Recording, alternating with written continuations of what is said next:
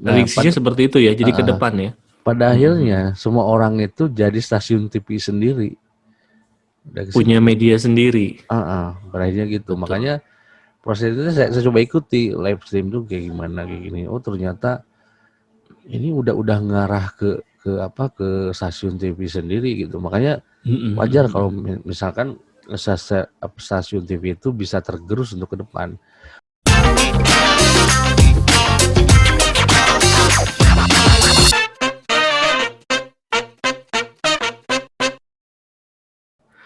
Sampai gini, saya tuh sekarang itu yang lagi dipikirkan itu, ini kan YouTube itu sudah berjalan ya, anggapnya kita tuh udah mulai sejak lama. Yang sekarang lagi dipikirkan itu bagaimana sinkronize antara idealisme kita itu ke konten TikTok. Itu bingung saya, jujur saja itu. Kan nggak mungkin saya harus goyang-goyang juga gitu masalahnya tuh. Dan kan Iya, nggak iya, bisa iya, iya. gitu.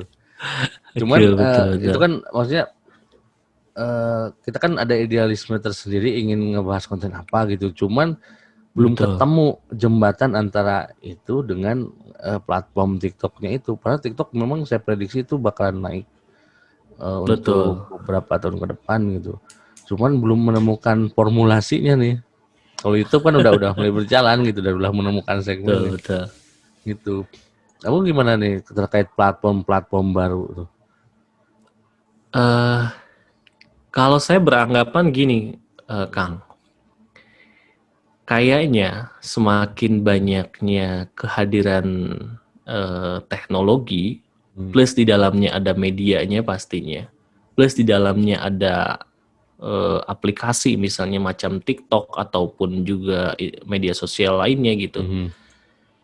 Ini itu cuma sebagai jembatan bahwa pada dasarnya kita yang harus pintar dan kreatif memanfaatkan hal tersebut. Karena menurut saya gini, TikTok hari ini fenomenanya memang lagi booming banget. Artinya semua orang lirik sana lirik situ untuk Iya. sekedar menyaksikan TikTok.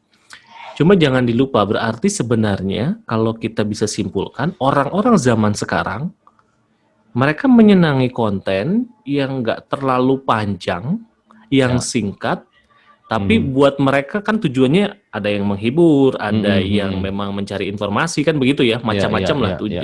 motivasi-motivasi mereka. Itu kan berarti kalau kita misalnya sekarang bergerak di dunia pendidikan, berarti kan tugas kita sebenarnya adalah gimana caranya informasi pendidikan, ngobrol-ngobrol seperti ini bisa dikemas dalam bentuk yang lebih singkat dan lebih menarik. Nah Saya itu. jujur, saya kalau bikin TikTok sebenarnya masih idealismenya, kalau tadi bicara idealisme, saya belum mau. Karena jujur bagi saya, kayaknya saya dengan punya Instagram aja sekarang sudah cukup buat saya. Tapi konten TikTok itu justru saya manfaatkan betul untuk kebutuhan saya mencari informasi. Karena kalau Oh, saya ya, ya. search misalnya di TikTok itu, Kang Afan mungkin juga tahu lah, bukan Cepet teman-teman itu yang ya. semua. Iya, udah mah banyak, cepet. Jadi kadang misalnya fotografi, smartphone fotografi misalnya, itu kan di TikTok udah banyak bagiin. Ternyata pas saya lihat banyak yang bagus. Ini Iya. membantu saya mengupgrade diri saya bahwa oh ternyata bisa ya. Kadang kan mereka DIY ya, jadi artinya cara-cara cepat mereka gitu kan, mengajarkan entah mungkin dalam dunia pendidikan, cara bikin daftar isi, cara bikin ini, cara apalagi kita dosen nih, misalnya mencari jurnal yang gratis, mendownload buku yang gratis, banyak banget. Jadi buat saya sekarang TikTok ini bukan saya manfaatkan untuk saya sebarkan informasinya, tapi saya justru mengambil banyak informasi dari situ. Kemudian saya kemas ulang entah di Instagram, entah mungkin juga di konten YouTube gitu ya untuk kebutuhan pribadi.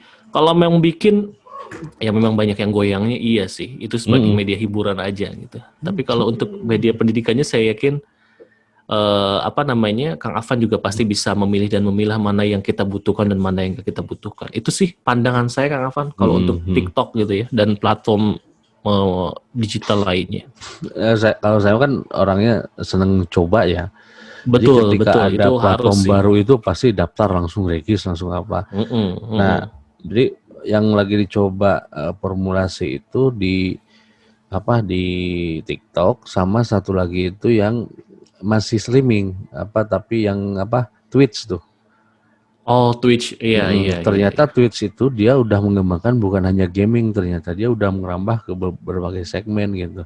Nah, itu kan masih Hmm. masih awam apa masih belum terlalu hype ya di kita tuh. Mm-mm, mm-mm, Tapi mm-mm.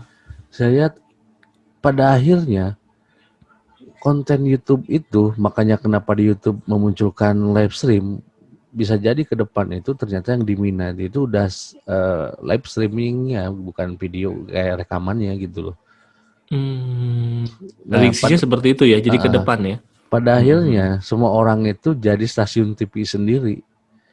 Udah ke Punya situ. media sendiri. Pada akhirnya gitu. Betul. Makanya proses itu saya coba ikuti live stream tuh kayak gimana kayak gini. Oh ternyata ini udah ngarah ke stasiun TV sendiri gitu. Makanya Mm-mm, wajar mm-mm. kalau misalkan stasiun TV itu bisa tergerus untuk ke depan. Untuk sekarang mungkin masih bisa belum terlalu ini Survive. ya, belum Mm-mm, mm-mm. jadi TV masih bisa ini. Tapi ketika konten kreator ini di platform-platform ini kemudian upgrade dengan kualitas yang lebih dan segala macam, perencanaan yang lebih Mm-mm, matang, itu mm-mm. bisa mengalahkan TV. Saya bilang sih Iya, iya, iya. Sepakat itu. sih saya.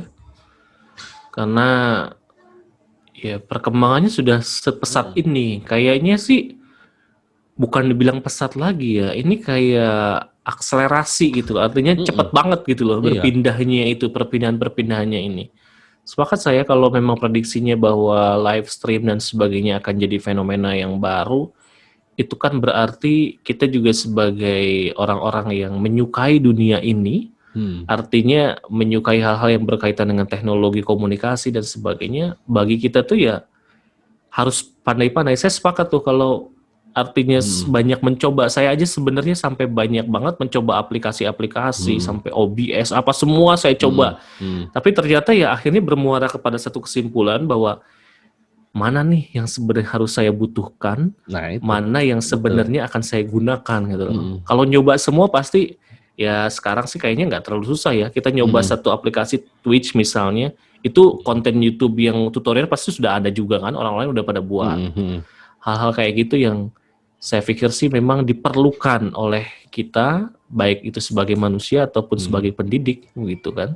Hmm. Kayak gitu mungkin Jadi Kang Afan. pada akhirnya memang di kampus ya, di kalangan Mm-mm. akademisi itu ini tuh menjadi media penting pada akhirnya tuh.